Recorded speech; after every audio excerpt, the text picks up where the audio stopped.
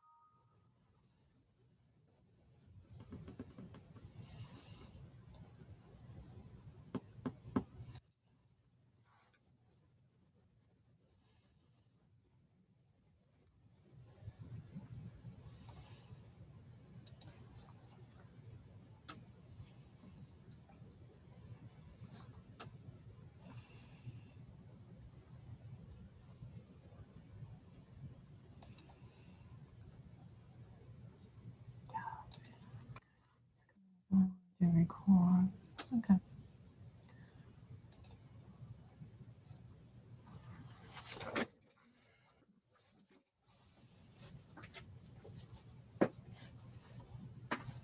Yes, I'm sorry.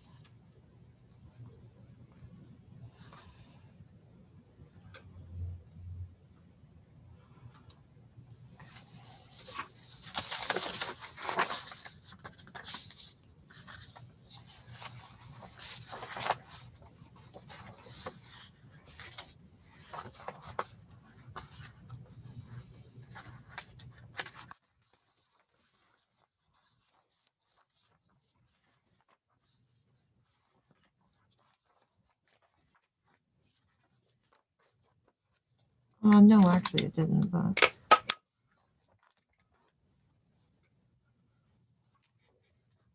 Oh.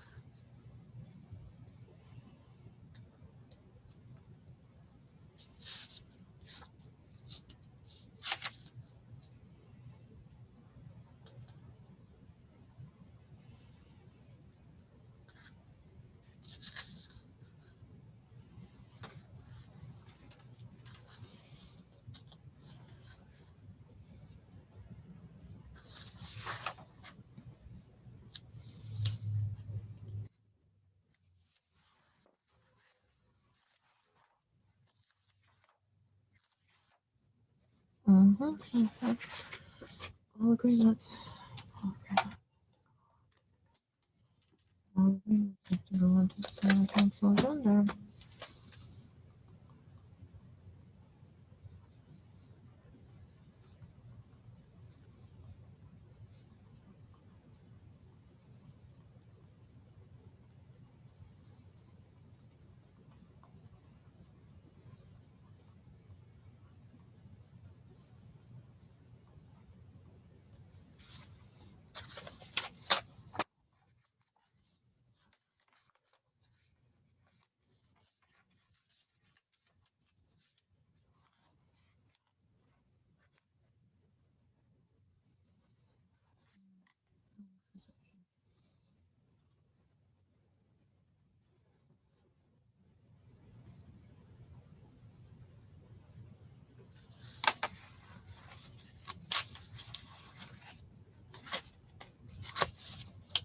No, I told you, remember?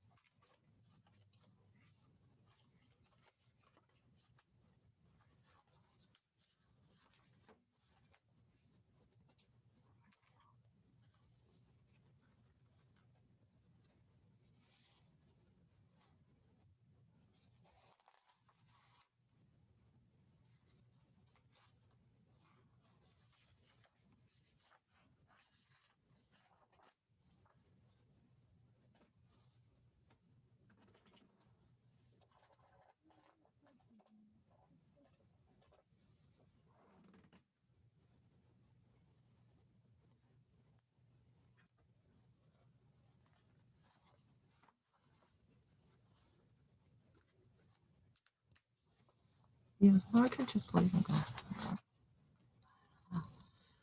All right, let's see.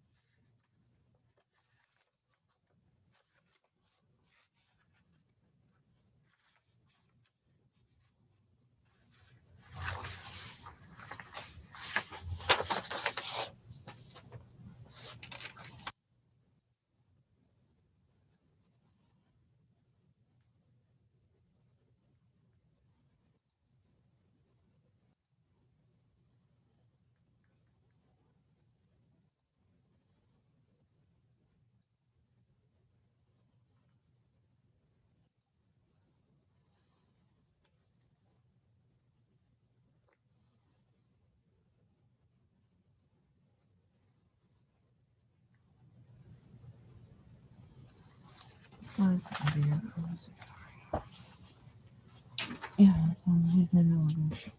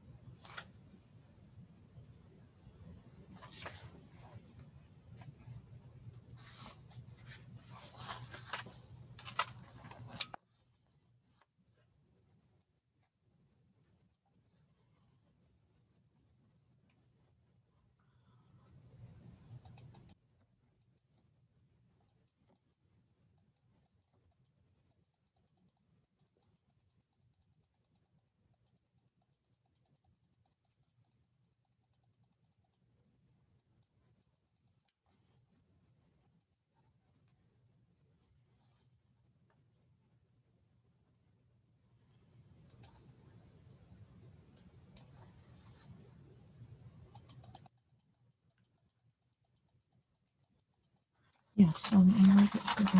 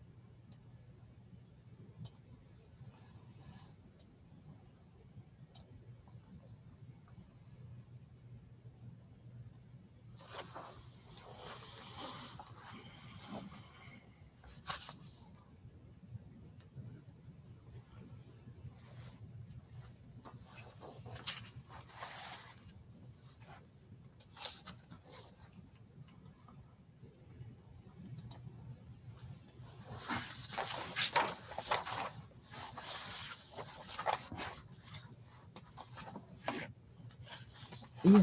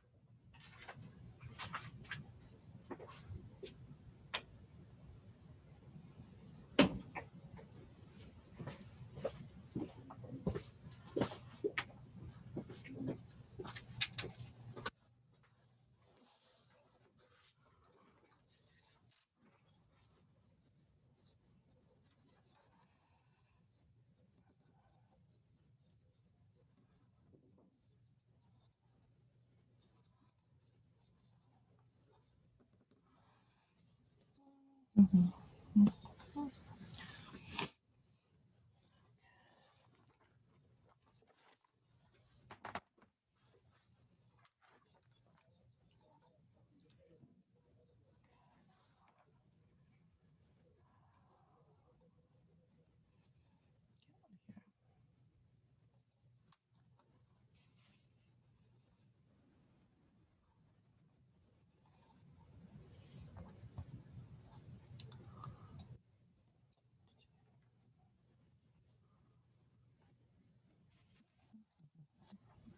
Hello, all.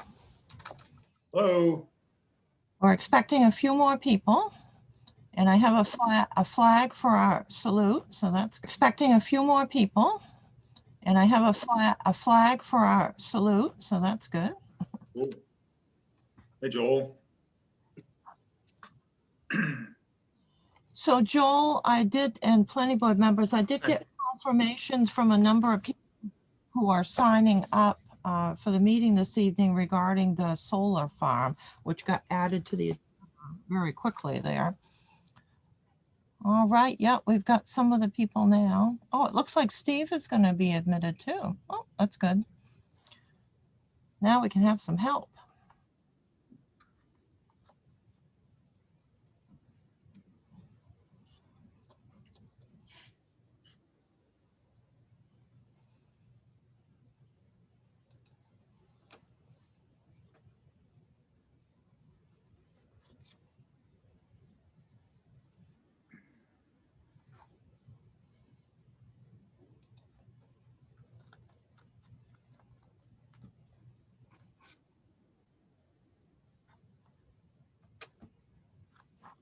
Let's see now.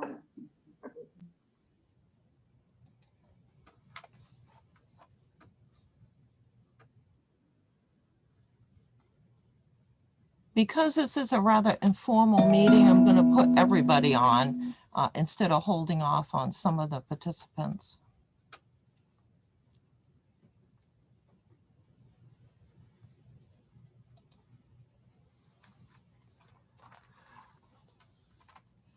So we're waiting for Royce, who said he would be attending.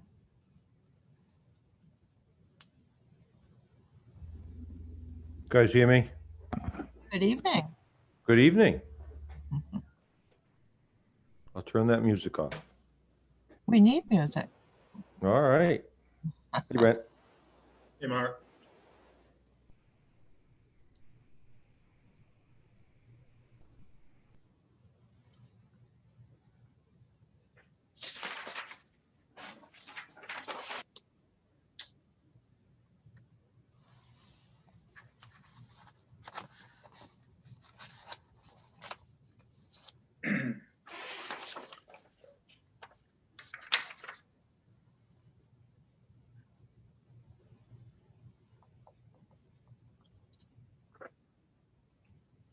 I've got a younger brother out in Colorado. They got over 2 feet of snow.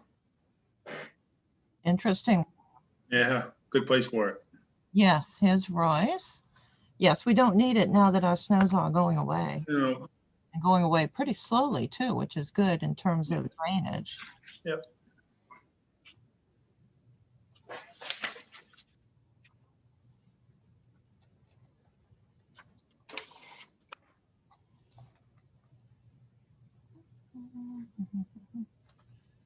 So Joel, I'm going to share the screen with you when we get to your item, because otherwise it puts it into the speaker mode and you can only see one person. And because they'll be talking amongst themselves on the first agenda item, we want the gallery approach. So I'll switch that over when we get to your agenda item. No problem.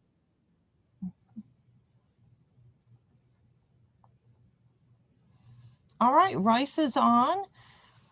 I did not hear from Simone. I don't know if you know of any other people that will be attending, Royce.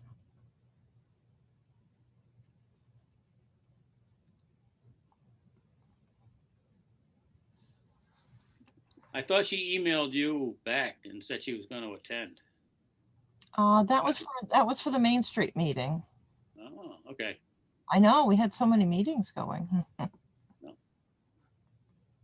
So whenever you want to start the meeting, we can start it. Okay, we can start at any time. What kind of protocol we're gonna use? We don't Regular agenda, pull that up. I got that on another tablet. and I obtained a flag for you, so you can do the flag salute. And what we would do is people would raise their hands. They can use the reactions button, but most people feel uncomfortable with that. So they would just raise their hand and be acknowledged by you for your session, Royce, regarding the first agenda item with the solar farm. And then for Joel's session, they can just raise their hand and he'll tell us about the format of the meeting on subdivisions. Yeah, let me see. Yep, I got my agenda in front of me. I gotta have a whole bunch of different devices going all at the same time to make this work. Okay, so we can open the meeting with a salute to the flag. Is everybody ready? I pledge allegiance to the flag of the United States of States America, of America. and to the to republic the republic for which it which stands, it stands, one one nation, nation, under under God, God, indivisible, with liberty liberty, and justice and for all. for all. So that shows us we got a couple of people on delay, which is fine.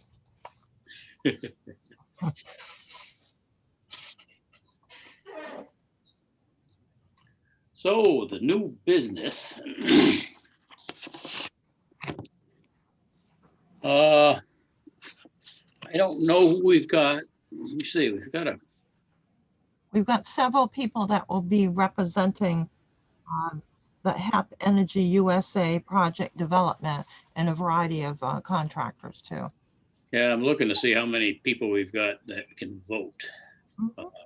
Yeah, Corey can be a voting member tonight. we just have Simone just came on too, which is great. Okay, so that puts us over the limit. There we go. Got Ron, Simone, Corey, Brent, and oh, wait a minute. Yeah, okay. 1, 2, 3, 4, 5. All right, yep. We're good. So, yep, Corey, you can be authorized as a voting member. You can, and that'll put us on our quorum. New business request for a pre-application conference by HEP Energy USA Project Development.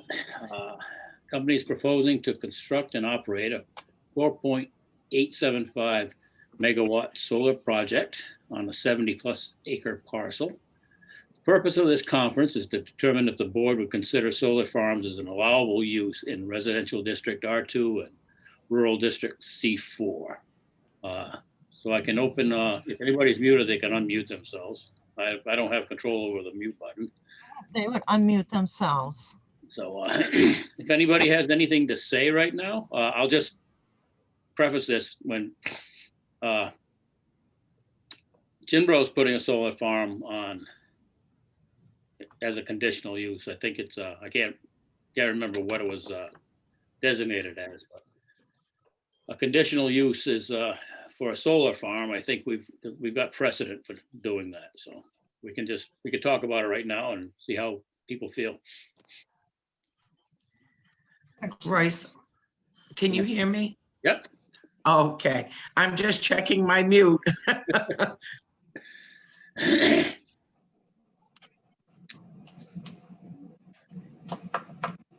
So is the question, is this a question that's different than what we addressed before? Well, I don't have a map in front of me to see just exactly where it's located, but what we've got are conditional uses for different places, rural places. I don't know about residential, but we're gonna have to go through. I don't know exactly what districts this proposal falls in because I don't have an actual map in front of me. Looking at that lot, Royce, it looks like it's be a good application for it. I mean, it's a wooded lot, but there's nothing, I mean, I think you got the railroad on one side and. Yeah, well, I don't remember when we allowed a conditional use. Yeah. Tom's Farm for Jinbro to put a solar farm up there. And, sometimes what they've got listed for conditional uses are things like gravel pits. I think Ron brought that up the last time we had to do this. You know, some things that would probably be really destructive to the property are listed as conditional uses, whereas a solar farm, that personally, I think a solar farm would not hurt the property, and it would be allowable. But it's a wooded property right now, if I'm not mistaken, right? I don't know. Like I said, I don't have an actual map here. I can kind of I'm looking at Google Earth and it looks like it's a wooded lot. Yeah, I mean, I looked at Google Earth up at the end of 80th Street up there, right? yeah, and Mr. Chairman, yeah. do we have a representative of the applicant here to maybe give us a rundown of the project before we? All right, good. Yeah, it's good. So this is I'm new with trying to Zoom these meetings, so that's my oversight right there. So yeah, if you would like to say something about the proposal. We're happy to do. If I may, I'll jump right in. Yes, yes. Wonderful. I'm Bob Patton with HEP Energy. Joining me is David Kane, who's from Long Road Energy. Looks like we may be co-developing this property. And also Cara Moody, who's heading up our permitting effort. This is, as you had said, it's a 4.875 megawatt solar project. We're tucked in back off, I believe our access will be off Curtis Street, but it also has frontage on Orchard, which is sort of way down and back. Dixmont also, actually, my apologies, it's off Dixmont, as you know. Yeah, I don't know if it's an approved street by the town, but again, our access is going to be off Curtis. The lot fronts on the railroad to the south. To the east, it's the Detroit town line. The property currently is wooded. The gentleman who owns it, though, did thin it out not too long ago. So there's still some trees that are in pretty good shape, but others, it's again been thinned out. It's got some logging roads on it. The project has been accepted by Central Maine Power Company. It has an interconnection agreement in place. It has the other documentation in place with Central Maine Power. And if all goes well, hopefully we'll be under construction this year. If you would like, I'll turn it over to Cara Moody, who's heading up permitting. She can give you sort of a perspective of the project from her side. What we're doing is looking for, I guess, your advice and guidance on how best to put together a package for the town's review, and see what we can do about putting together a good project to bring into your town. Carol, I'll turn it over to you. Okay, thanks, Bob. Yeah, so my name is Cara Moody. I work for Stantec. We are a consulting company and we assist clients with permitting and environmental field surveys and whatnot. So we are working on, helping out with the permitting efforts for this project, as Bob mentioned. We spoke to Steve, believe it was not last week, but maybe the week before, just kind of going over where the project is located, what districts it's in, and whether the town would consider it, essentially, would it be an essential service? And if so, then I believe that would be a permitted use in the districts that the project is located in, which would be I think it's the C4 and the R1 district.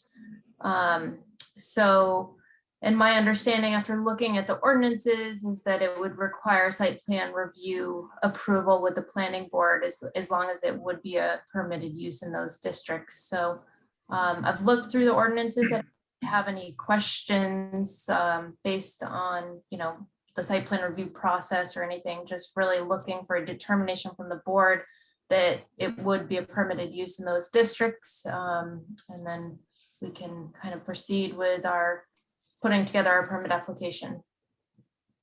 Okay. Anyone else like to say anything for the project? Is it so?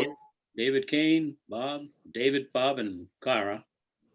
Yeah, hello, everyone. Thanks for the opportunity. I'll just briefly introduce myself. I'm David Kane from Long Road Energy. As Bob mentioned, we're looking at co-developing this project, and I'm the director of development for Long Road, and we have many intersecting interests where Long Road and HEP are both developing a number of these projects together, so kind of aligning forces here. So looking forward to bringing an application back to you when the time is right. Thank you. Okay, because this is a pre-application, we can give you our opinion as to whether or not it would be an accepted use. And I can let the board members kick that around and kind of take it off from there. Is that okay? Anybody on the board have to say, have a comment about the? We have the Royce? PDF. I've got a question. Are they gonna own this property or are you gonna lease the property? Okay, that was one of my questions too. Own it. Own it? Okay. That makes a difference on how you treat the property, doesn't it? That's right. Thank you.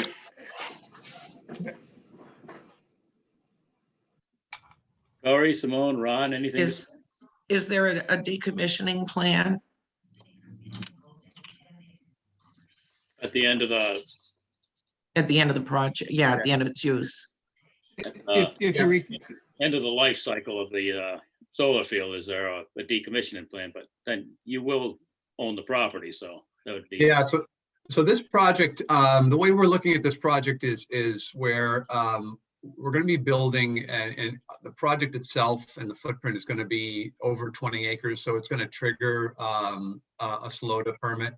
So we're going to be going through the site law process with DEP, which is a little bit atypical for a lot of these other DG projects you see being built and developed around the state. And as a result of that, going through DEP, the much more onerous permit, which includes a decommissioning provision, and it's necessary to post a bond with the state of Maine for decommissioning. So we do a whole chapter in that application outlining the full decommissioning plan.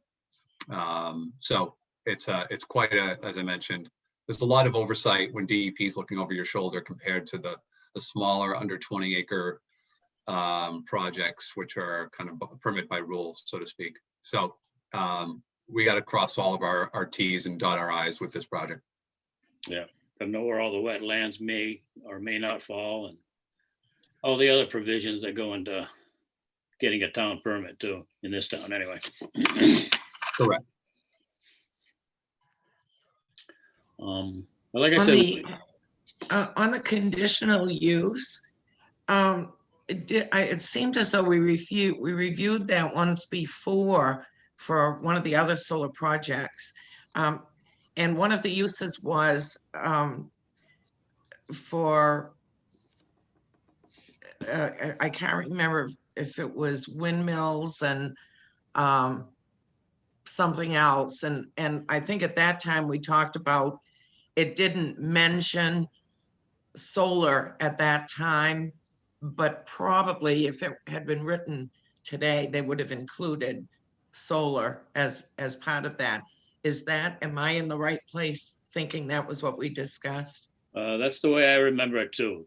There were different provisional uses, but you can't tell the future when you write the ordinance. And you Exactly, right, okay. Were any of those other solar farms that we've already approved in a residential area? I heard you mention that you thought that was precedence, Royce, but I'm not. that wasn't, no, it wasn't. I think that was a rural area in Tom's farm. I was thinking it was the area behind Main Street. If you go down Altoma, in the back, somewhere near the airport or between Main Street and the airport property. Oh, yeah, across from Frosty's, there's gonna be one. Yes, yes. Yeah, but, I mean, Brett, you know, you got your place is right there. Is that residential? Let's see, no. That was commercial. That was the commercial zone. Yeah, there's 100, what is there? There's a buffer up through here, up through Yeah. 100, yeah, for commercial use. So I guess I it would be, yeah. was Can just I gonna say, we'd have to jump see in how much area actually, how much of the residential area is actually covered by the solar field.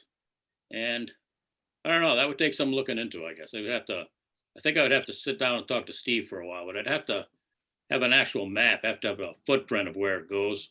And like I said, it's not up to me anyway, but it's, Right. we have to make it agree with the ordinances, and without having an actual map showing the footprint of it, I can't really tell you everything right now. Catherine? Yes, very briefly, in the notes that our building inspector gave us, Steve Seekins, he noted that so far, a number of solar farms had been approved that had a section of the farms in the C4 district, which is a residential, and others in the CDOC district, but never in a totally residential district. And he noted there was some other requests that were being planned out. There's some other solar projects that are wandering around too. So he's noted never in a residential district so far. And the item that is actually before you this evening, and it's good to get explanation on the project, of course, but Steve wanted some assistance in whether this was an allowable use in the residential district R2 and rural district C4. And talks about the essential services. Now, as we all know, under the zoning ordinance or building code, the building inspector or the code enforcement officer is the one that makes the determination, but he likes to come to the planning board, which is very good, to get input from the planning board members. So you'd be giving him a recommendation this evening if you're able to do so. Just before the meeting, before Steve left, and I got back from several meetings, I got a map from the developers, which I sent to you as quickly as I could, so that some of you who have opened your email would have seen it. So it's just a map that shows how it falls on the tax maps. It doesn't have the lines for the districts on it. Thank you. And I'm sorry to interrupt, I'd be happy to share that map with the group if anyone wants to look at it now. I can share my screen if there's no objection, to orient you all if you haven't had a chance to look at it. Would that be helpful? They may be helpful. I think just, it's I fine. didn't even know I had it on my email. Yeah, it just came in before the meeting. I can, Okay, okay, let me hit that. Now you should be able to share the screen. okay.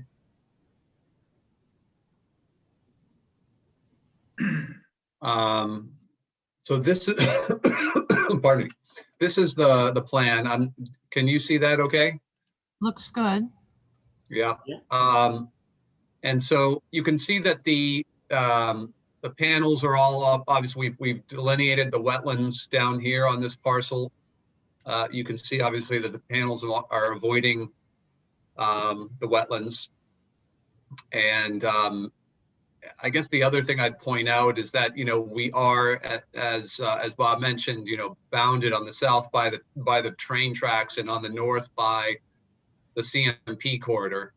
So it's a fairly, I guess there's sort of a lot of, quote unquote industrial uses, you might say, surrounding us. Anyway, I just wanted to mention that, but obviously taking pains to avoid wetland impacts in this instance. Yeah. Now, having seen the map, does anybody have I got a question, Royce. okay? Are those the clearing limits that you're showing? This is the delineated wetland line here. And so we're leaving, I'm not sure what these dimensions are. I'm sorry, it's not, but it's at least 30 or so feet from the edge of the wetland. So you're basically just gonna clear the footprint of the where the panels are, I assume. That's correct. Yeah, no, Okay. we're not, that's correct. That's good. So there'll be a good buffer there then as well. Yep, that's Okay. right. So may I ask a question here? Yep. So if we look at the bottom left-hand corner, there's a little box there. Are those residences down there? Down here, Correct, right in there. Bob, would you happen to know?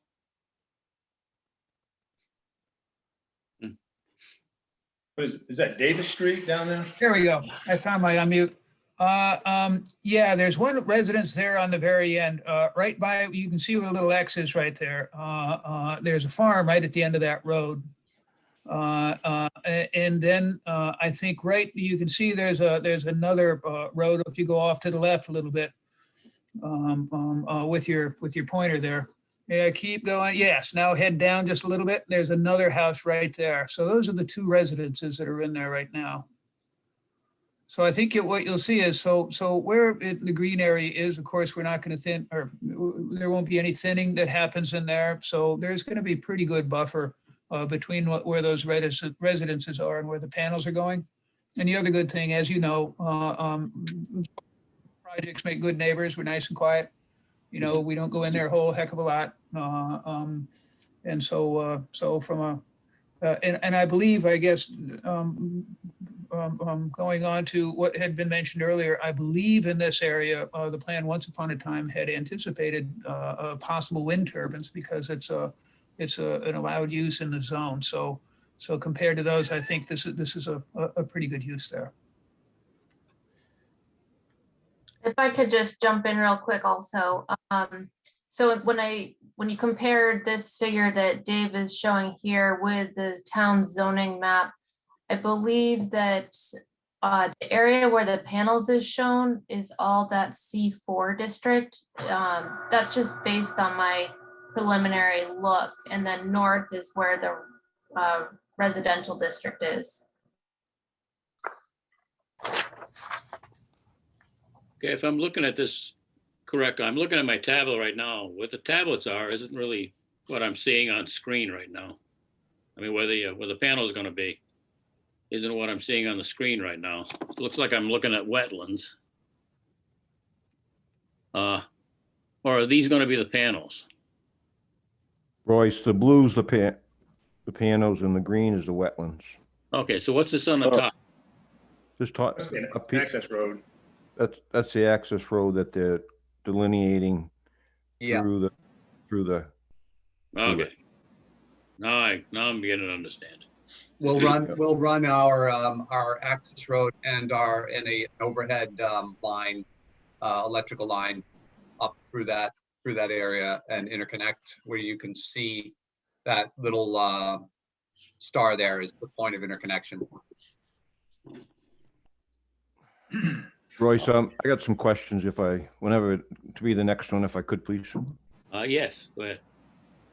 Yeah, I'm Mark LaGrasse. I'm a member of the planning board.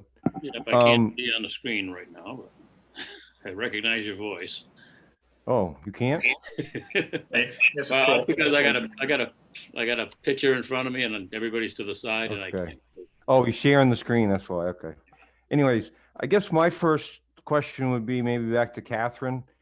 Does the planning board typically like get an assessment from our attorney on, I guess I'm just in the sense of, does solar farms equal to wind farms in these two districts? Does that come out as being defined? Is that an attorney question?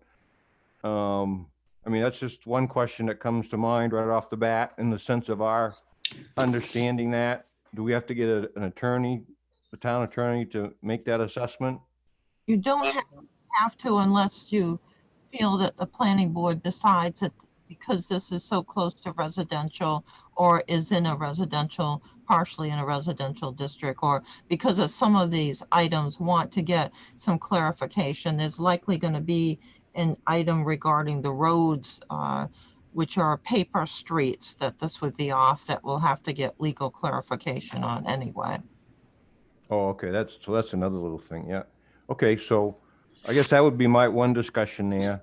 The other thing is, I guess, what is the, I'm just in quick, the people presenting, if they would just, what is the exact parcel that the whole parcel that is gonna be involved, that you're gonna own? Is it what this part of the subdivision? Is it the perimeter of that green? Yeah, Yeah, okay. That's what I couldn't figure out too. it's this parcel here where the panels are will be owned. Okay, so one abutter is the railroad tracks, and the other abutter is the subdivision, that property next door.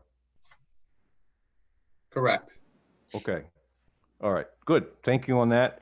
So then I guess my other quick question is the intent to tie the solar panel distribution into the transmission lines there? Are you going all the way back to the right-of-way corridor? Yeah, no, that would be very convenient, wouldn't it? But we're gonna actually, we're gonna connect here where you see the star on the local distribution system, the roadside distribution system there. The Okay, so voltages is in that- this corridor are too high. Okay, so has it been confirmed from CMP that they don't have to upgrade their distribution from that star back through? There actually is, there will be required a short, this is just a single phase circuit. And so Yep. they'll upgrade, nothing, no substantial, they'll upgrade to 3-phase. So they'll add 2 more wires on the poles to bring it up to 3-phase, but that's the extent of the upgrade. Well, I guess that would be another question for me to see if there would be all new pole replacements up through Layton Street, all the way back through to the main street to get that 3-phase distribution.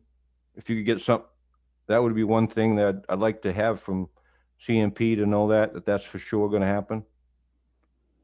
That would just another thing there. So, but I guess the big thing for me is that by looking through the residential district and the C4 district, since I'm guilty of not reviewing where those lines are, if everybody's saying that parcel is in those 2 districts, myself, and I guess I think that us as a board should get an official something from an attorney or something saying that the solar farms are of equal conditional use with what we have in there for wind farms and that, myself anyways, but if all that's good, I mean, I definitely there's no reason from my seat that they can't present a site plan review and move forward with it. But- Yeah, we've made these determinations ourselves. There's a lot of, I don't have my book in front of me to go over all the conditional uses, but. Well, I got that table out in front of me, but I don't know if that's really what we want to start doing, because to me, that just puts us maybe in a perspective where somebody could just come in and say, all right, well, the solar farms aren't listed under those conditional use, and I want to do something else, and we can, how to defend things. I don't know. I mean, that's just, Yes, it's the white things. that's just, I guess that's my perspective from it. I'm missing. Yep. Well, if you read the conditional uses, like I said earlier, gravel pits are listed as a conditional use for that area. Get that screen up there. Oh, make it full screen. So you wouldn't, so we can look this over and we can make a determination on whether we consider a solar farm less destructive to a property than a windmill Oh, or man. That's all. so. Well, All right, just bring it back. Myself, Royce, do you mind if I make a few comments? Yeah. Go ahead. Oops, Yep, sorry. go. Traditionally, when there's a parcel which has, is like split zones over it, or development which is in 2 zones, traditionally what you're supposed to generally do is abide by the more restrictive of whichever those 2 might be. So I guess in this sense, it would be the residential 2 or whatever it was, 1 or 2. And is there a digital version of the zoning map available, like on the website, Catherine? Because I was trying to look one up and find out where the actual zones lie on that. Yeah, it was on the website. There were complaints, too much information was on the website, so a lot of information got taken off. Anyway, yeah, I can't speak to like precedent in the past about what you've allowed through conditional use, but what the general practice with land use decisions is when you've got a split zone, use the more restrictive zone as the basis for determining your decisions on that proposed development. Hopefully that might help narrow it down a little. Joel, thanks. That makes sense. Well, both of them have the same, pretty much the same conditional uses listed in the table. So that was just, my thought was just to get a legal approach on that. But if the consensus is that moving forward, I mean, that's just one thing the little thing that I have. I don't disagree with the project. I think it's proactive for the amount of wetlands. Oh, that was another thing. Are these delineations done by survey for the wetlands? Yes. Those were all done with a biologist with a Trimble GPS on his back, going through and clicking the button as he walked around the edge of the wetland. So yes. And that was just done recently, or was that done 10 years ago, you think, or? About a year ago. Oh, okay, good. Okay, yep. You did say this is gotta go before the state for a permit, right? That's correct. Yeah. There'll be the state looks the most carefully at wetlands and stormwater management. Those are the 2 things that they're looking very hard at. So you got to have, as I mentioned, you have to have that'll carry a little bit of weight anyway. Okay, anyway, let me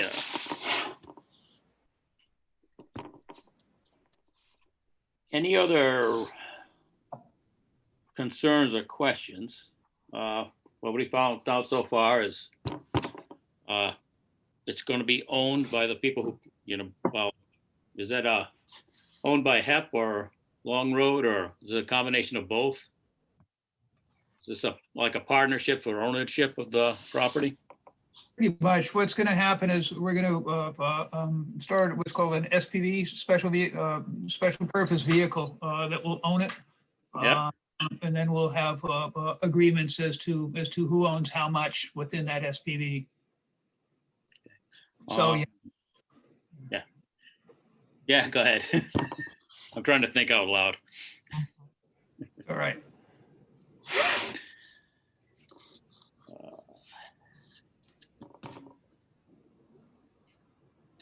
And the wetlands are delineated. There's going to be about 20 acres of solar fields. Where is this going to be one of these solar fields that's sold to the grid and customers can buy into the package? Yeah.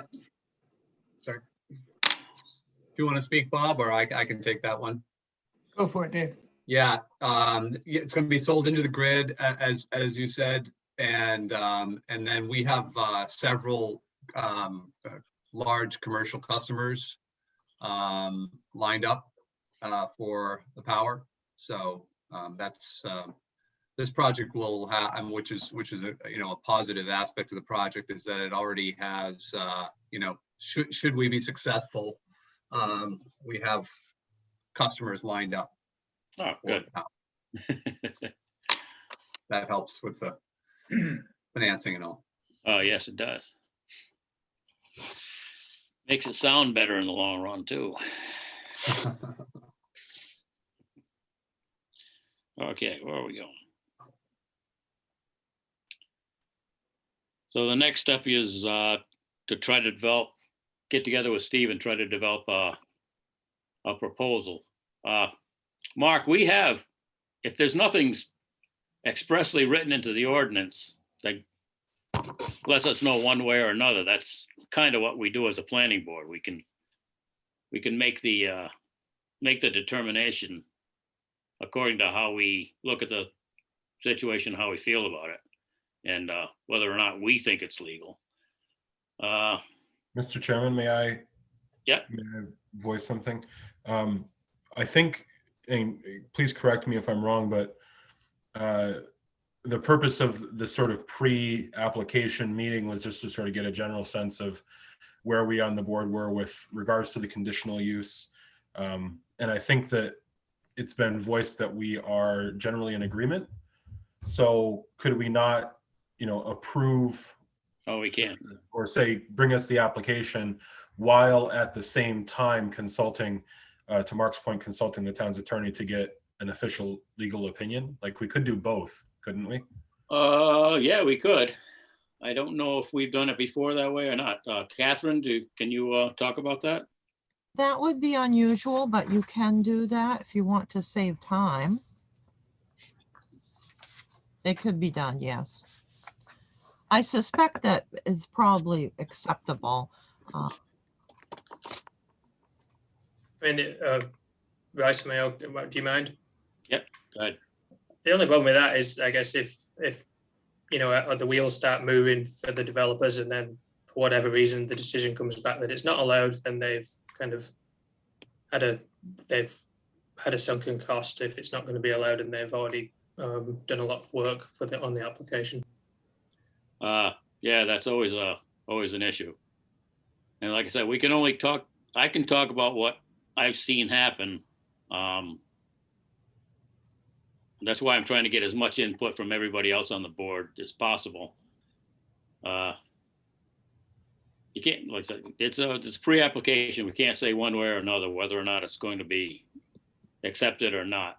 There's a whole list of conditions that have to be met, and I think once you get into the conditions that have to be met, you can kind of get an idea whether or not you're able to comply with it. So right now, there's nothing to really vote on. I guess basically you're here just to talk to us and get our feelings on it. And I think unless there's any real problems out there, maybe we ought to just say, I don't know. Yeah, I don't know what to say. Yeah, so we can live with it as we feel right now, but we cannot give you an authoritative answer on anything right now. I guess you can understand that. If you don't mind, let me just speak real quickly. So your guidance, I guess, on whatever hoops we need to jump through or bridges to cross in order to be able to put a project in front of you that is acceptable to you. I think the first step is that, is this a suitable location? Second of all, is there rules in place that would accommodate us, even if it's a conditional use process or some other process where we can submit to you an application? I know Cara is ready to go ahead and begin preparing documents for your review, provided we have an idea of what it is that you would like us to provide. You really have to see the code enforcement officer. There's a long list of, our whole review process is pretty long and it's pretty detailed. It's not, well, I can't say it's cumbersome, but to some people it can be. As far as the conditional use, like I said, that is something we would have to meet we'd have to determine the whole thing during the application process and decide whether or not we accept that conditional use, which is what we've done in the past. And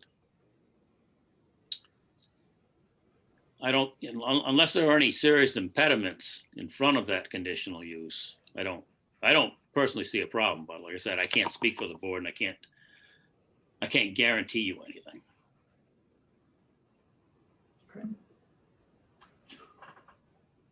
What would be the next step? What should we do, or should we just stand by and await? Catherine, did you have your hand up? I was going to suggest, I understand the point of not going forward and doing the full application, but if we had a little bit of information, all we had was the minor item in the email that was sent to the code enforcement officer. And I tried to show that to the town attorney to see, you know, is this something that we could do so I could get some background information for you? And there's not enough information there. So we had a write up, perhaps a page explaining this out. We now got the map that came through late today. So that's very helpful. And then we can have the code officer talk with the town attorney and determine if this is acceptable or not. I assume it probably is, but I think that that would make it clearer for the planning board members who, you know, I understand that the development group doesn't want to spend a lot of money or do a lot, and Joel's exactly correct. So if we had a little bit more information, we could get this clarified for you. And then with this application, and I'm sure this is not surmountable at all, we just need to determine the access. Everybody's been talking about all these streets that are there. They're non-existent streets. They're paper streets. So we need to determine the rights that somebody can come in and just use them for access. I'm assuming they can. There's some sections of the law in which people can have gone in and gotten the rights extinguished to use them. And I think we need to verify that has not taken place up in that area. It's a close-knit neighborhood with a lot of different large properties, large houses, small houses, mobile homes. They're pretty much off by themselves. And so I'm sure that once they find out about this, the area will be interested in it. But the project does seem to be far off and abutted. It's in an area that really couldn't be developed for much else. Probably a good use for it. So I think we just need to clarify some things. Yep. I just asked a quick question. So I have a copy of the future land use map that came out of the comprehensive plan, 2013 comprehensive plan, and that shows the zoning districts in town. Is that accurate for where the district boundaries are? As if so, to Catherine's point, we could provide a more detailed figure that shows where we're proposing to put the project, where the parcel boundaries are, and where the zoning district boundaries are. We can use that PDF that I had found in the comprehensive plan and digitize it and make our own figure, but I want to make sure that those boundaries are correct. Mm-hmm. So that's a very good question.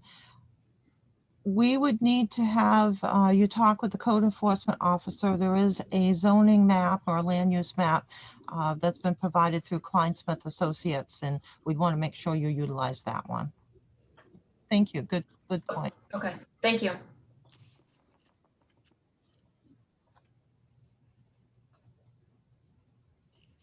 And if I may make one more point, my apologies. In the map, you saw some paper streets and some paper lots.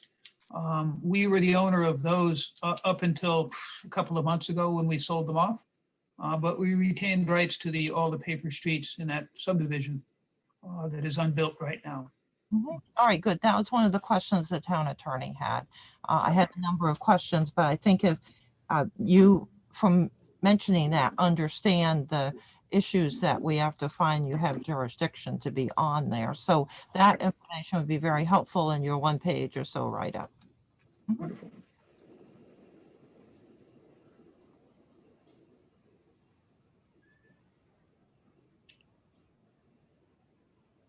Have we provided enough enough incentive for you to go the next step and meet with Steve? Absolutely. That would be my suggestion. Talk to Steve. Find out exactly where the zoning you know, where the zone boundaries are. Well, like I said, it's, I can't give you an actual solid answer. I can just say in the past, we've looked at situations and considered the uses and considered how the property is going to be treated and, you know, how, whether it's an important enough project. And, you know, that's what we'll have to, that's why we sit down when we have an actual determination to make. We have this big, long process and a lot of questions, and we'll sit there and we'll talk those through. And plus we'll get them a couple, you know, at least a week in advance so that we can study it. So this map, I just called this map up while we were on this Zoom call. So, and that's usually something we try to get into a package before we have a meeting.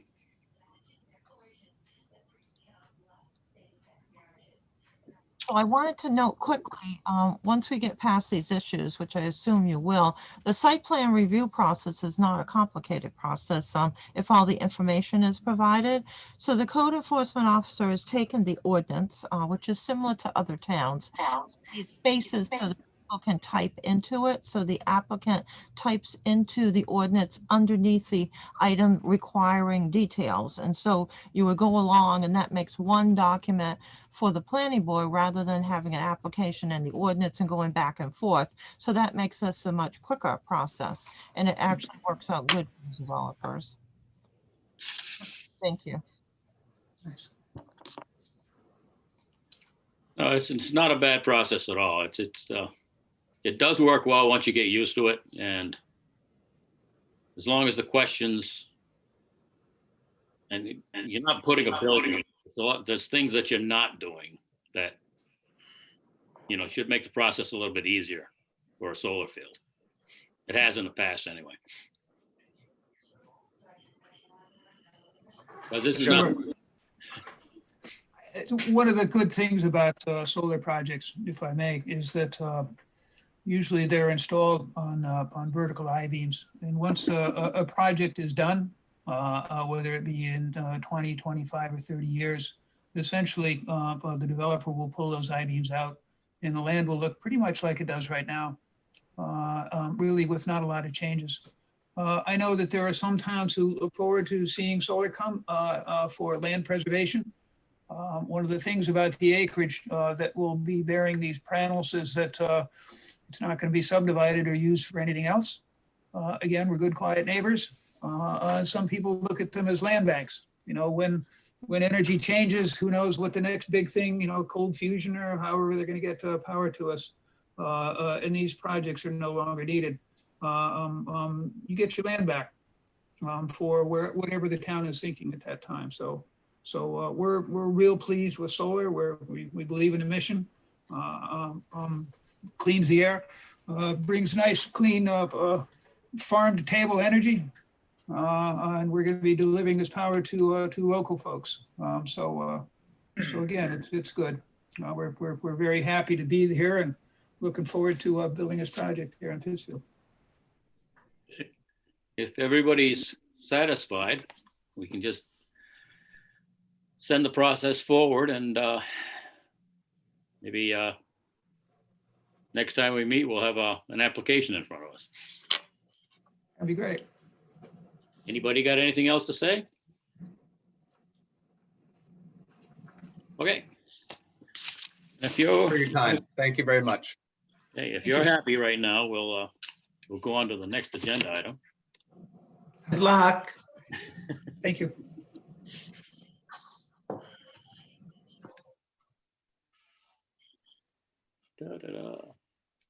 New business, the next one, the discussion. I think Joel, you're next on the list.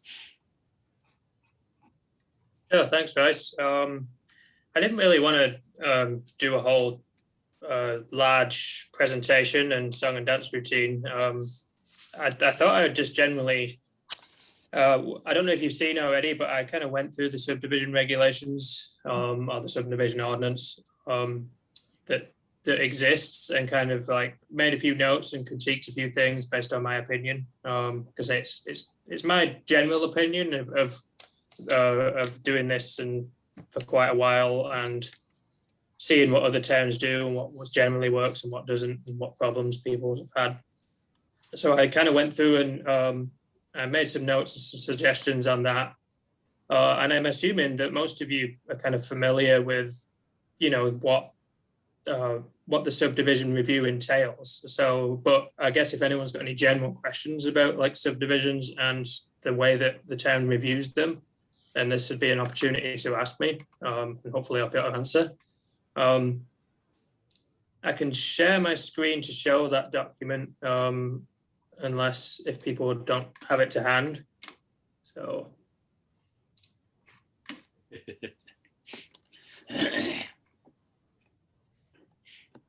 So I mean, there wasn't so much. I mean, there was a few nitpicky things, and then towards the end, there was probably a few more general suggestions.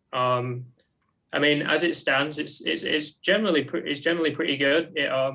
It's not too different from a lot of subdivision ordinances that I've seen and other communities of similar size and type of Pittsfield kind of utilize. I guess just to reiterate that subdivision review has to meet a set of statutory requirements through the main statute, which is, you know, Chapter 38, Title 30A, Chapter 147, Subchapter 4.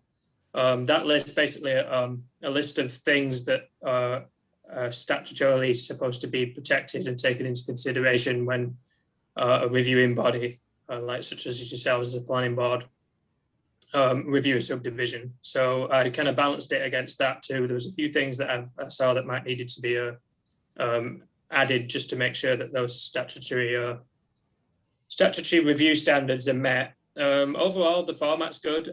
It's fairly easy to follow. It's set out. You have a nice content section at the beginning, so you can find a section fairly quickly. You can see what page that is and go right to it. One thing that I note as a change that might be needed, but does have a significant effect, probably in terms of legal terminology, is that technically it's an ordinance. This is a subdivision ordinance within the Pittsfield Code, but it's actually referred to as a regulation. There is a difference between a regulation and an ordinance in kind of legally speaking, so that for example, an ordinance has to be, any changes to an ordinance has to go through public hearing and usually town vote to be effective. But something that's just a regulation can actually be changed easier by the legislative body of the town. So really, it should, if everyone agrees that it is indeed an ordinance, which to the best of my knowledge, it seems to be an ordinance, they just need to change the word regulation to ordinance in a few places. I like the purpose section's good. I like that it refers to the comprehensive plan. That's always good practice. I mean, essentially when you tie for starters, ordinances like this kind of have a much more sound legal standing if they are referred to by a consistent comprehensive plan that the town does have. And I think it's just good practice to say that this subdivision regulation, ordinance, I've just done it myself. This subdivision ordinance is there as a result of the comprehensive plan, and because the comprehensive plan went through kind of an exhaustive process to get feedback and thoughts and the kind of will of the town, and then that was duly adopted by the town, then it almost kind of gives a mandate to what information and regulations are contained within not only all the ordinances, but this subdivision one in particular. Again, going through Article 2, update it to say subdivision ordinance rather than regulation. There's also some parts in there that I thought might need to be switched around. There seems to be an applicability clause there that I would put in a separate section. It's not actually authority and administration technically, so I would take that out and put it in a separate applicability section. And then I would recommend just adding an extra section on there to provide a bit more of a detailed procedure to how amendments are made, just so it's clear what the process is there if to make amendments to the subdivision ordinance going forward, just so that's clearer. Definitions, it refers to the definitions which goes back to the full code, and then you do have to kind of find them separately, but they are all there. So it's like a little treasure hunt, but you eventually find the list of definitions.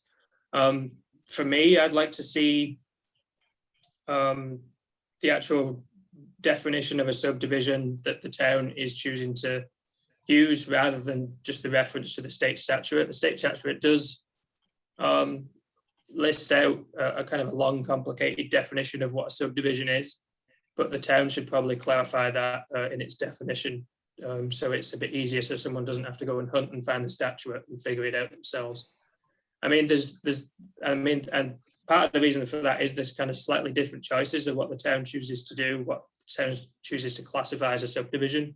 Obviously, the traditional one is, any lot that gets split into, divided into 3 or more lots, either in one go or cumulatively over within 5 years. So anything that gets divided into 3 or more lots is automatically a subdivision, and then anything that maybe gets split a couple of times triggers subdivision review if it's within 5 years. So you can't get around subdivision regulation by just splitting a lot continually, because otherwise there'd be no reason for it. Also, the town can choose whether to count 40-acre lots as subdivision lots. Sometimes that can change, especially when people are talking about like in a larger scale developments. And it also might choose to include leased dwelling units for subdivision review, and for commercial space. Essentially, it's almost like a subdivision can also qualify as, say, a multi-family housing project. So if it's in one contained structure, one big building, but there are separate individual ownerships in there, so apartments perhaps, that can also technically be a subdivision.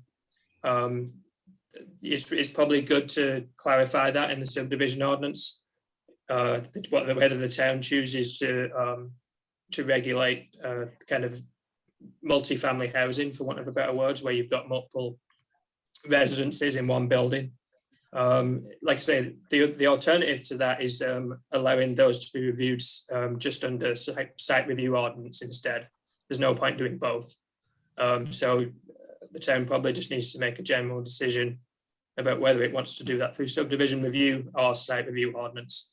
And in all honesty, subdivision review and site review ordinance do pretty much the same statutory standards that have to get met. So it doesn't really matter which one gets used as one does.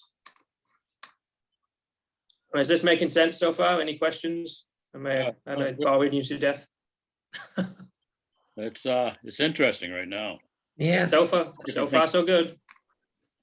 Article 4, just the administrative procedure, probably just in my eyes could be broken down just to make it a little clearer what the procedure is and the order of things happen and who is responsible for doing those things. Is it the code enforcement officer? Is it some other member of town staff, or is it the planning board that are required to do various parts at different stages? Just to clarify that. I mean, that'll kind of help, almost like the decision with the thing we were talking about before about figuring out what the actual procedure is and who's responsible for making the decisions at the different stages. So it's a more streamlined process.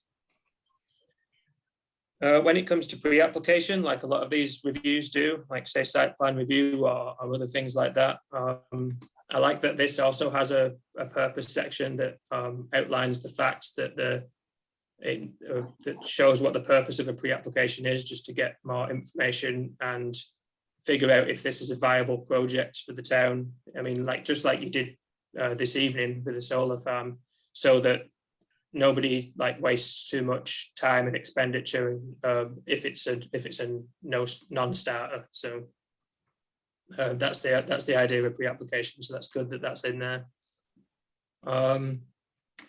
Yeah, I think specifically referencing some of the parts here, I would just kind of pull out and list some of the sketch plan components, so that they're a bit clearer to see what needs to go on those.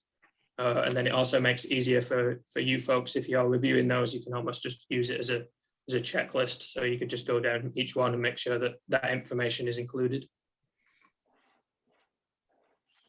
5.4, I'm just have to go and find what 5.4 is, because I can't remember. Contour intervals, that's right. I was wondering if contour intervals were actually necessary at this early stage. Again, it's one of them things that, depending on what level of contours you require, might be a bit too much to ask at this stage, especially if it doesn't end up going forward. Sometimes getting those contours figured out can be like a relatively expensive process, so you have to hire someone to do that. So I just wondered if that might be pulled out and just put in later on. I mean, it is always a good idea to know the kind of contours on the site, but at the pre-application stage, I'm not sure. Although maybe if there's just like publicly available, like 20-foot contours, something like that, that are a bit easier to come by, you don't have to do special surveys and things. Maybe it should just refer to getting those rather than more detailed ones.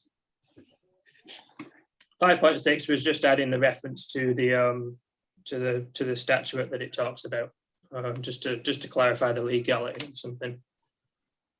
So this is one of the major comments that I would have on this. Like a lot of towns that I've worked with, it was probably written at a time where there was these distinctions made between minor subdivisions and major subdivisions. And in my experience, it generally seems to just kind of complicate matters. And I would probably suggest just condensing it into one general subdivision review. Like I say, it's not the issues that you end up reviewing for a subdivision are generally the same. You have to review things under the same list of standards. So the distinction between a major and a minor doesn't make too much difference at the end of the day. I think you can, obviously, I think the idea was that if you're doing a major one, then you might require more like exhaustive and detailed information to make a decision. But I think you can probably find a middle ground between the two and still have some perfectly reasonable standards without having to worry about it being minor or major. So for that reason, I mean, I thought because there's these separate processes in the ordinance that you have to kind of go down two paths, it seems to get a little more complicated. And as a result, you get a lot of duplicated language, but in both, which goes to show that it is the same essentially in a lot of places. So for me, I would kind of streamline that and really pretty much just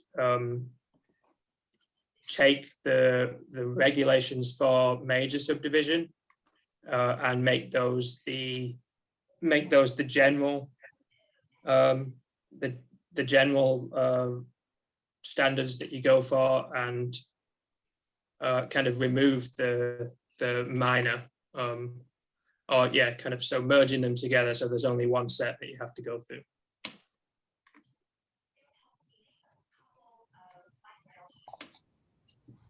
Going into looking at the actual preliminary plan that has to be submitted, just changing some language about the preliminary plan there to do with the application.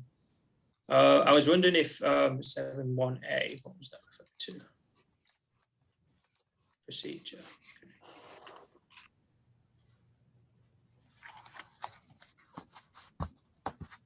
I was wondering if 3 weeks was, in general, a bit too long of a time frame to. I think it was a question of making sure that there was 3 weeks in between. I think the submission of an application and getting it on agenda. I can't speak to what the administration of the town feels is necessary, but usually most of the places usually do about 2 weeks at this stage. I suppose a week doesn't make too much difference in the scale of things, but it was just a thought that I had. Good practice in general in ordinances, any ordinance when you're talking about fees and application fees, because often fees need to change, inflation or changes in general changes in prices for things. It's usually good to, instead of actually listing out dollar amounts in the ordinance, you would refer to like an external schedule of fees and then as a result, that external schedule of fees can be amended by the town council or whoever has the authority to do it without having to change the ordinance. Because if you change the ordinance, then you have to take it through public hearing and town vote. So it just becomes a very cumbersome process if you want to increase or change any fees if they're specifically listed out as a dollar figure.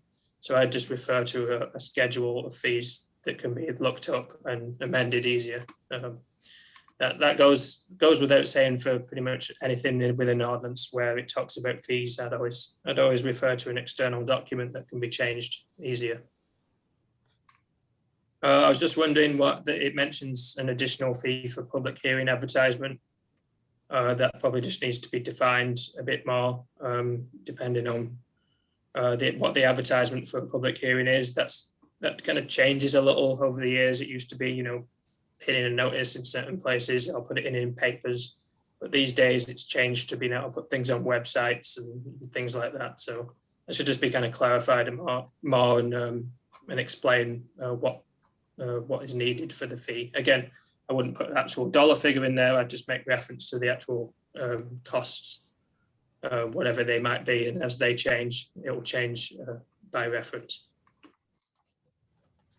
Yeah, whenever there's multiple references to the board shall, I just wonder if, again, just to clarify, who is the administrative agent for this? Does it have to be designated to like a town staff member, be it code enforcement or town manager or something? Because unless the board is actually sitting in a meeting, then the board doesn't technically get to act. So that always confuses me when it says the board shall, and it can potentially slow down the process if the board has to wait until a meeting before they can move an application along.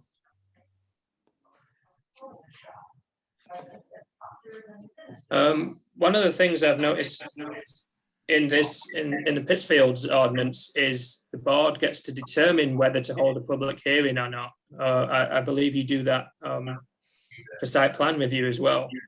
In my experience, a public hearing for any application of site review or subdivision, it's almost kind of mandatory to have a public hearing. I don't know. I've never, I guess because it's in here, it must be legal for the board just to decide which ones have a public hearing and which ones don't. I'd suggest that every application of significance has a public hearing, because then everyone gets a right to come and talk to it. And if the board decides to have a public hearing on one and not on another, it just seems to, it doesn't. Not all applications are treated equally, and not any member of the public gets to have a say about one or the other, and that's just at the whim of the board. I don't know when that was first kind of decided. It was just something that I think might consider nailing down whether the board decides that or not. Joel, I'm going to interrupt for 1 second. I think we got too much background noise going, so we're going to ask everybody to mute themselves, except for you. Thank you. Echoing around everyone's sometimes houses. Same kind of thing. I always try and remove vague language or kind of vague references in ordinances. So where it says the time limit is mutually agreed upon between an applicant and the planning board, I'm usually more comfortable if that's a set time, a standard, so then that every application is kind of given is treated the same and everyone knows what to expect. It's the same kind of thing where it just seems to complicate matters if the board is given too much leeway or too much opportunity to change aspects of the process depending on each individual case. These should all be generally standardized, I thought. Just an old reference to notices and things being mailed. A lot of we might just have to just improve the language because of the ways that things get posted and distributed these days can be more than just the mail. So just to update that, or making it a broader term that will cover everything, including mailing.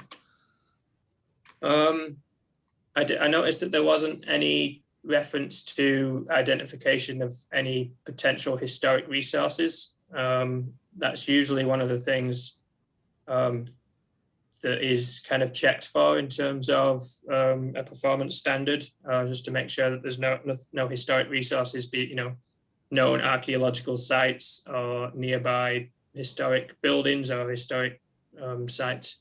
It's just something that might need considered. I didn't notice that there was anything in there that required that information. Just something that might be considered to add. And it's always good to have a catch-all in there to consider adding language that would grant the planning board to make requests of any additional information if there's a unique circumstance. It's just some kind of catch-all language that gives the board the authority to do that if needed. Can't really think off the top of my head that might be, but you never know. So if there's some peculiarity to the site, then it allows the board to require the applicant to provide more information.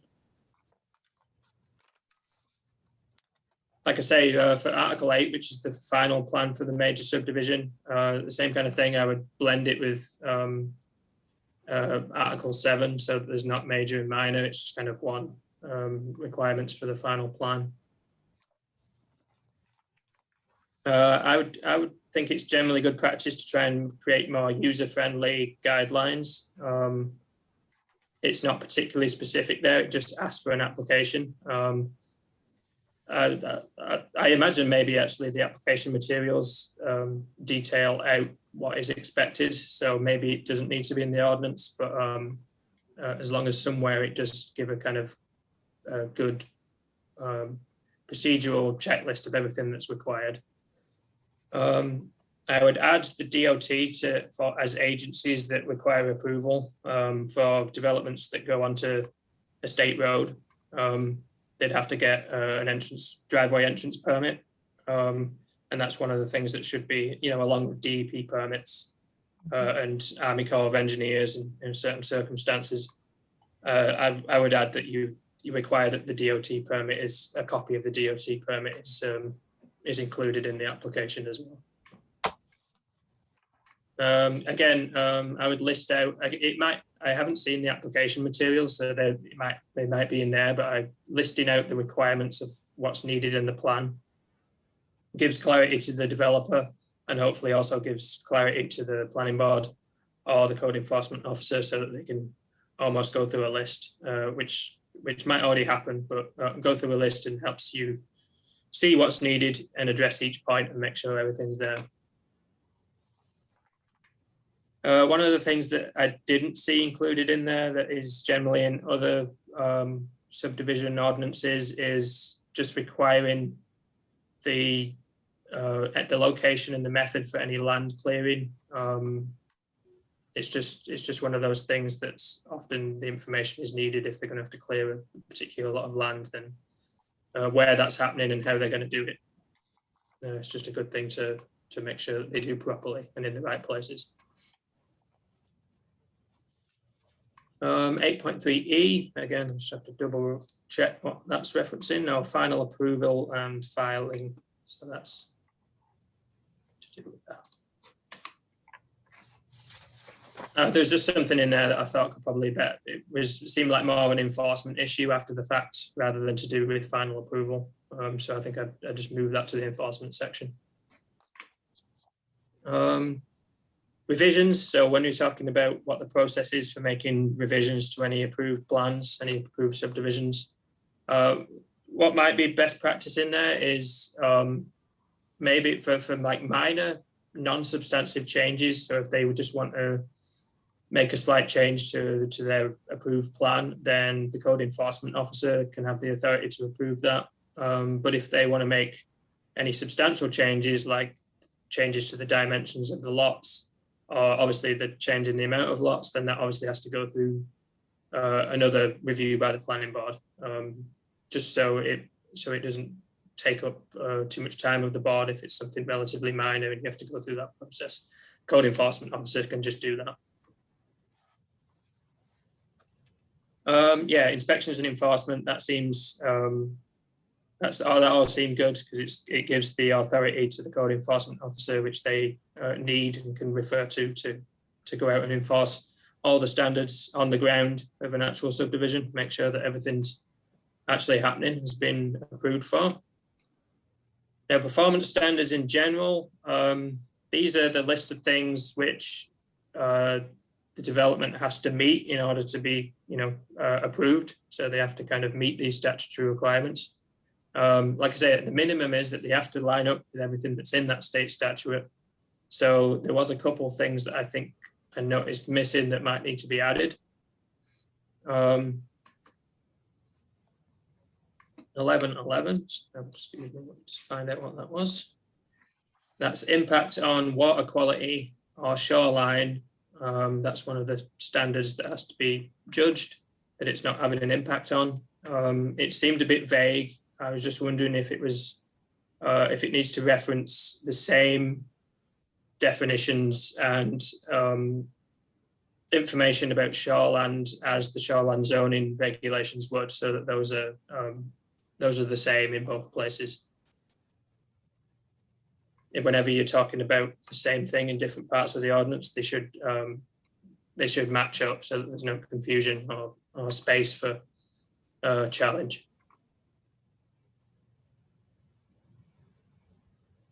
Again, in terms of wetland delineation, funnily enough, that came up again. That came up earlier as well. Consider what the details of that delineation are. Was it someone actually going out fairly recently and ground checking the edge of wetlands, like those folks say that had happened? Because that's always better than something that was drawn 10, 15 years ago that might have changed.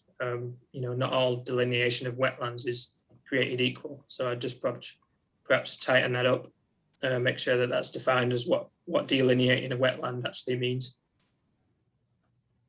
I didn't see any standards in there that might look to protect farmland.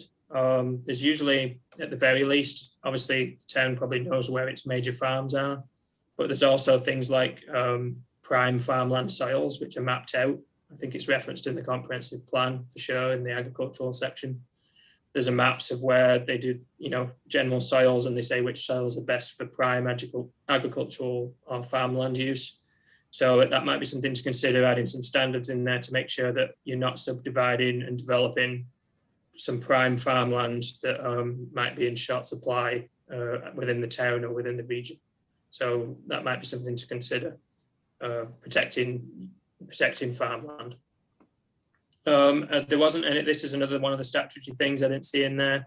I didn't see any general river, stream or brook protection. So general protections for waterways. There were some references to shoreland earlier. So I would probably actually beef that up and include shorelands around wetlands, rivers and streams. Anything that's not covered by a shoreland zoning permit needs to be made sure that you're considering any impacts to those. Because not all streams, for example, are covered by shoreland zone. So there might be streams there that still need to be protected, and you don't want a subdivision to damage those. I didn't notice anything in there about the basic tenets of what a subdivision lot layout should be in general, kind of dimensionally. One of the reasons for doing this, usually you talk about kind of ratios of frontage to length. You want to kind of, it goes without saying a lot of the time, and it's kind of common sense, but you need something in there just to kind of prevent odd shaped lots that are kind of useless, like kind of what they call spaghetti lots, where lots have kind of weird winding boundaries just so they can get out to a road frontage, when obviously it's just a that isn't a good thing to have in a subdivision. They should just have less lots if that's the case. Yeah, road frontage, things like that, making sure that they have adequate road frontage. I didn't notice in there just in case a subdivision development was against the border of another community, just making sure that there's no effects that go over a town line. Even if it stops at the town line, you know, there could be effects that literally go over the town line into a neighboring community. So any impact should be considered, and perhaps, you know, there should be something in there about notifying the adjoining municipality so they can have comment on an application as well, even if they don't get to review it themselves. And then there's, as with a lot of things, you have to just kind of come into compliance with timber harvesting rules, and that's almost just like a statutory update that you put in there, because the timber harvesting rules have changed a lot, and who's responsible for enforcing them. So just update those with reference to the latest timber harvesting rules. Design guidelines. So these are separated out from the standards, because the set of standards are there because those are the standards that that the development has to meet in order to be approved, and the design guidelines are supposed to be a means to achieving those standards. And sometimes there's confusion between what is a performance standard and what is a design guideline, but actually this ordinance does a pretty good job of getting that right and not getting those confused. Access control and street design. I think, if I'm right, I think I did look it up. Pittsfield does have a separate street ordinance, or a separate section of its code. Instead of putting in all the information about you know, what the geometry and shape and standards of the road should be in a subdivision, I would standardize that and have all that information in the street ordinance so that it's not duplicated. And if someone's building a road in a subdivision, it just has to meet the standards of the street ordinance. So you don't have to have all the information in the subdivision section. Make sure that those are that it talks about the street ordinance by reference.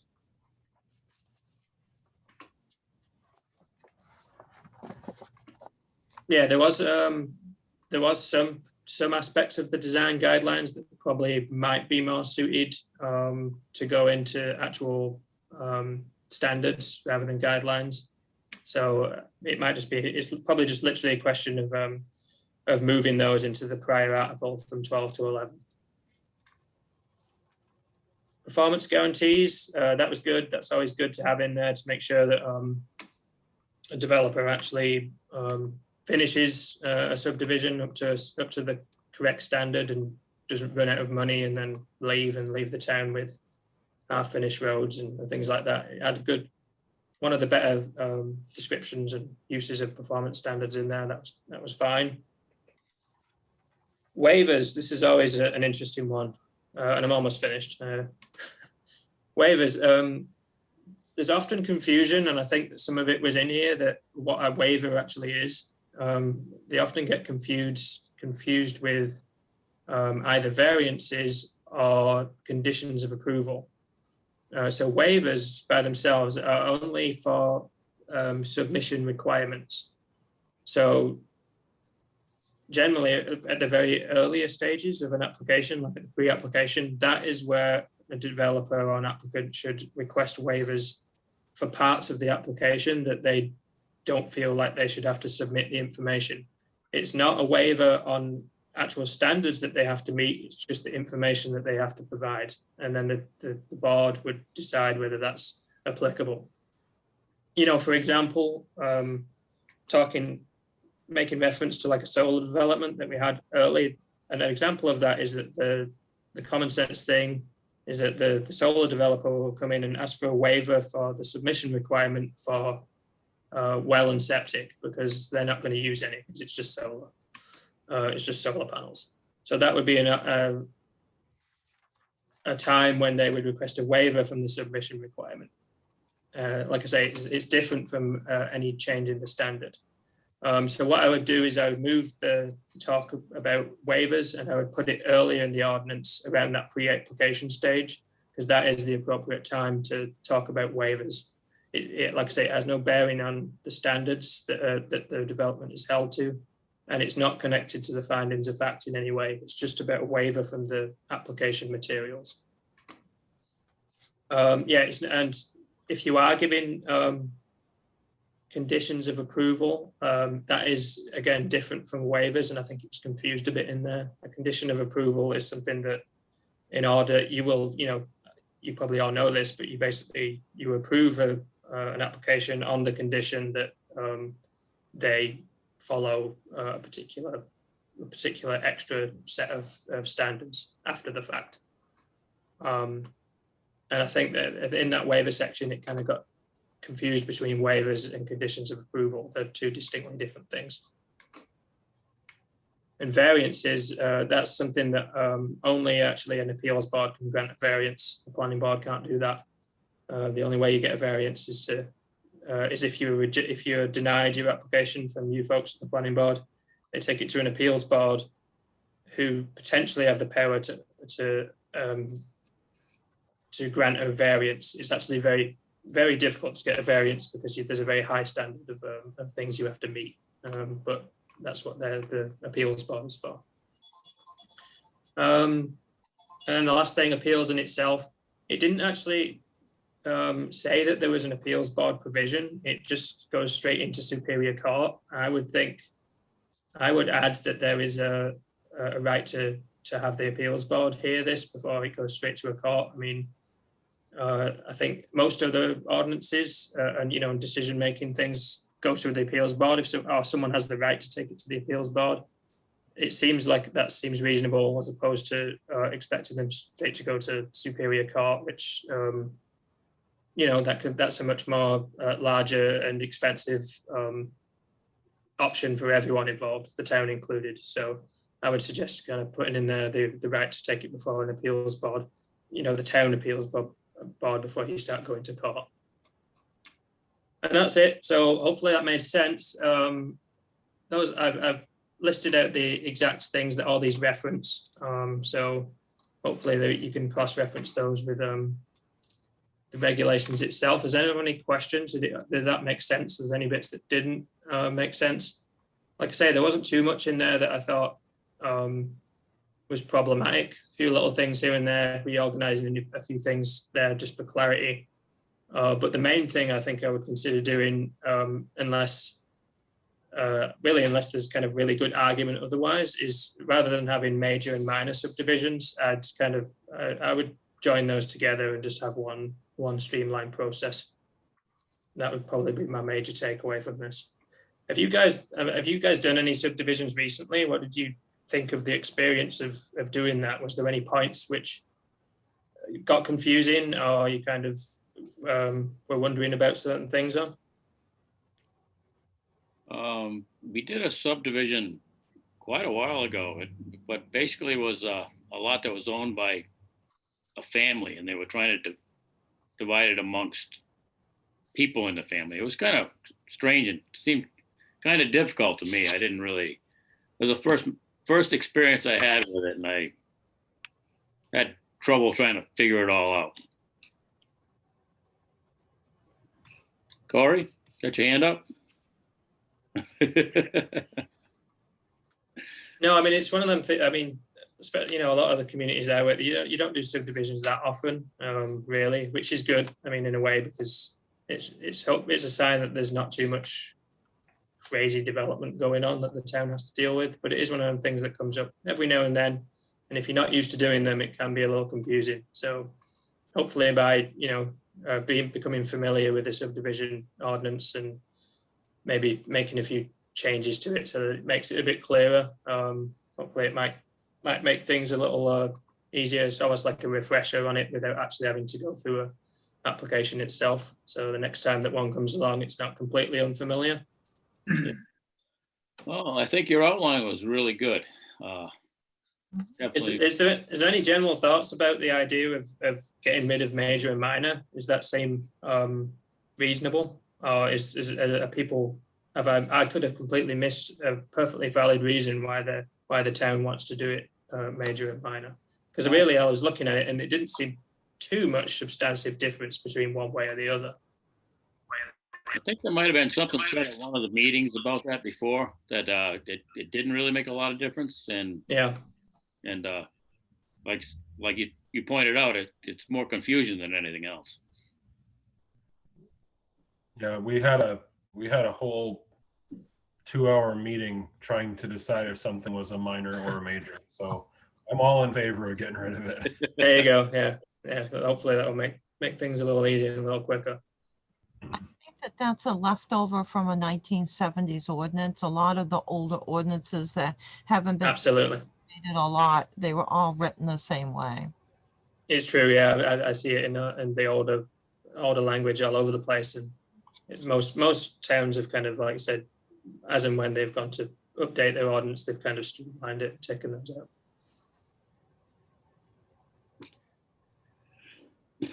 Any other general questions about subdivisions or anything else I can help with while I'm here? I assume maybe as we go forward, we might be doing this for the different parts of the ordinance, and hopefully this kind of format is okay and is useful, and actually having the notes will give you guys some ideas to think about. I'll just note, I thought it was very helpful. We're talking about looking at different sections of the subdivision ordinance, the performance standards, the road conditions, and some of the other items to see if it can make development easier and still protect the town. So that's something that we'll be looking at going forward. So it's good to get the basics, and then the planning board has copies of sections of different ordinances, the same packages I sent to you. So you can I guess it's just kind of occurred to me, the last thing that I might think of is there's nothing in there about kind of almost like special standards. There's things like cluster subdivisions or conservation subdivisions, as they're sometimes called, that aren't in there at the moment, and I just wonder if that's something that the town might want to consider. I mean, for the long and short of something like a cluster development is, the idea is that it provides a bit of flexibility to the dimensions and layout of subdivided lots. So you can allow smaller lots than you would normally, and kind of maybe reduce the road frontage a little and things like that, give some kind of dimensional leeway in order for the developer to kind of fit all their wanted divisions in kind of like one section of the whole parcel, and thus by protecting the rest of the parcel. So it's almost a kind of a way to protect like open space and reduce impact of development over the whole parcel, because you'll kind of protect maybe half of it or the back third of it, whatever it might be. That's the general idea of a conservation or cluster subdivision, and that's something that kind of goes in there as a separate section, just outlining how that might work. So that's one thing to consider. Yeah. So if the town's thinking about that. Yeah, that's a good point. We were also talking about cluster housing and how to have maybe a tiny house subdivision and some of these different specialty type items. Exactly. So I see Heather Donahue, our mayor's using the reaction button down there. So we can have Heather speak. Hi, I'm not sure if my reaction button was up there from before or not, but it's been really interesting listening to all of this. The other thing, like I say, I kind of touched on it at the beginning.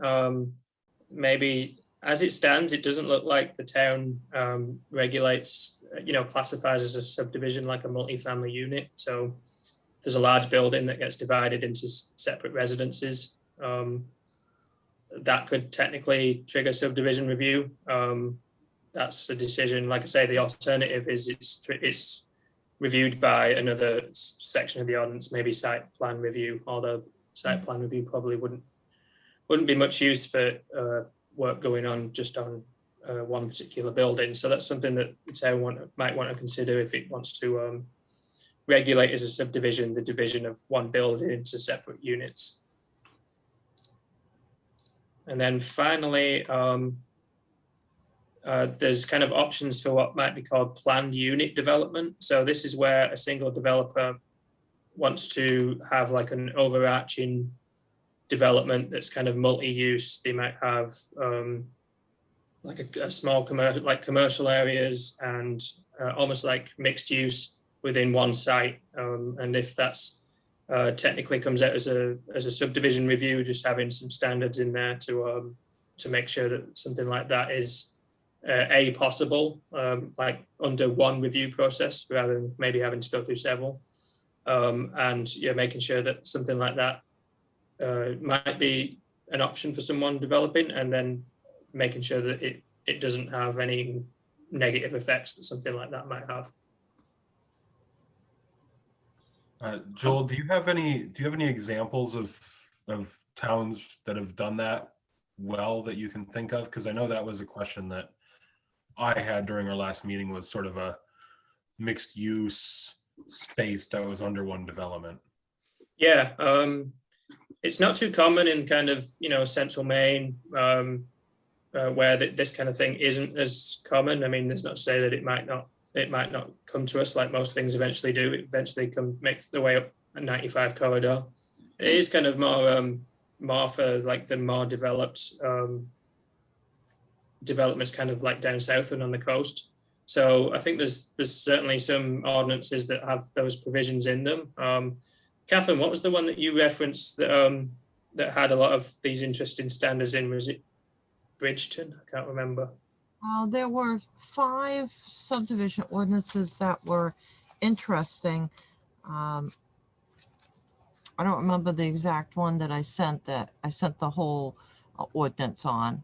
Yeah, no, I don't, like I say, I mean, I don't know of any communities around here that are utilizing, there we go. Yeah, thanks, Corey.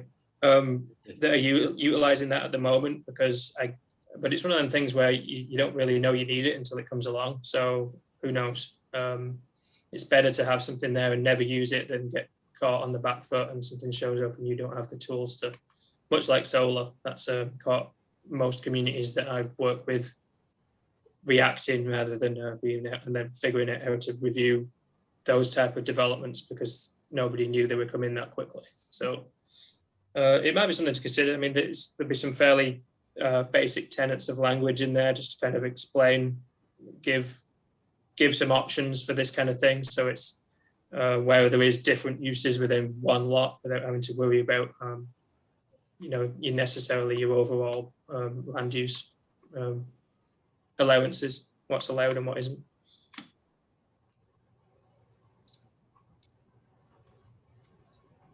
And that's me. I'll leave it there. We're getting fairly late, so I won't keep up too much unless I didn't put you all to sleep already anyway. Well, we got something to think about anyway. Thank you, Joel. Yeah. Thanks for having me. I'm going to say if we want to do this again in the future, we won't do it straight away, hopefully. For other parts of the ordinance, I'm happy to do it. So yeah, well, it's an ongoing process, so you may be back. Anybody else got a comment? Because the next item on the agenda is the adjournment, so.